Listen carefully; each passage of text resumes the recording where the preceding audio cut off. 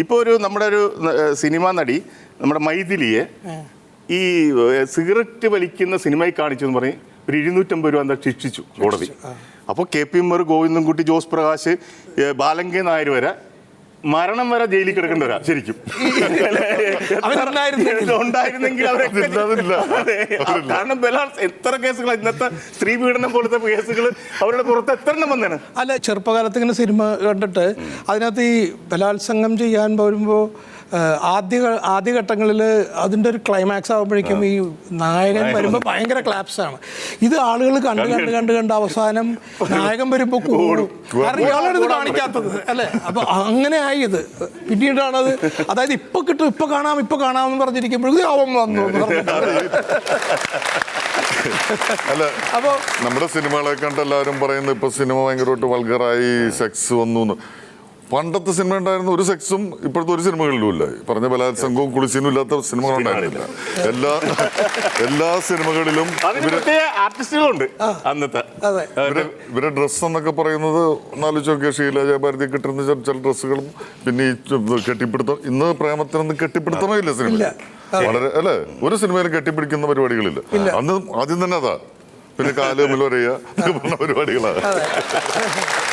അതെ, ഇവര് പോയി കട്ടിലേക്ക് വീണ് കഴിഞ്ഞാൽ 2 പൂക്കൾ ഇങ്ങനെ മുട്ടുക, അന്നത്തെ.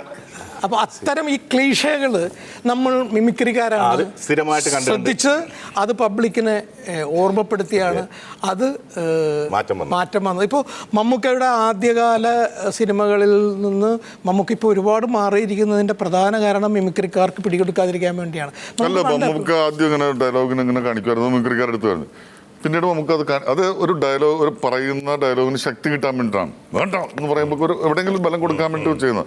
പക്ഷെ ഇപ്പോൾ നമുക്ക് അറിയാതെ എപ്പോഴും കാണിച്ചു കഴിഞ്ഞാൽ നമുക്ക് പറയും ഒന്നും എടുക്കാം, മറ്റേ സ്ഥാനം വന്നു.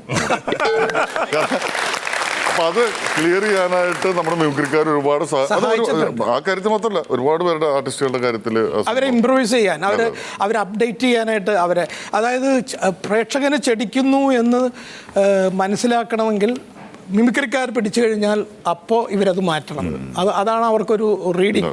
അതിന് ഈ മിമിക്രി ഉണ്ടാക്കുന്നുണ്ട്. പക്ഷെ വേദനിപ്പിക്കുന്ന തരത്തിലാവരുത് എന്നുള്ളത് നമ്മളെപ്പോഴും എല്ലാ മിമിക്രി കലാകാരന്മാരോടും പറയും. അഷ്റഫിന്റെ ഒരു വളരെ ഏറ്റവും പ്രോഗ്രാമിന്റെ ഒരു തുടക്കവും അതിന്റെ ഒരു ആവേശമൊക്കെ ആയിരുന്നില്ലേ, ഒരു ഐറ്റം ഉണ്ടായിരുന്നില്ലേ, ഈ മുടി അതായിരുന്നില്ല അഷ്റഫിന്റെ ഒരു തുടക്കം. മുടി ഇങ്ങനെ അനക്കും, മൊത്തം അനക്കുമായിരുന്നു. അത് എനിക്ക് ഓർമ്മയുണ്ട്, ഇങ്ങനെ മനസ്സിലൊക്കെ നിൽക്കുന്നുണ്ട്. അത് അഷ്റഫ് സ്റ്റേജിലേക്ക് വരുന്ന ആളുകൾ ആദ്യം ബോളൊക്കെ ഉണ്ടായിരുന്ന ഒരു സൈലന്റ് ആയി കഴിഞ്ഞാൽ മുടി പതുക്കെ അതിന് കഥ ഇറക്കി ഭയങ്കര ക്ലാപ്സ്. അതിന്റെ കഥ ലാലിറക്കിയത് മുടി പൊഴിഞ്ഞുകൊണ്ടാണ് ഞാൻ മിമിക്രി നിർത്തിപ്പോയത്.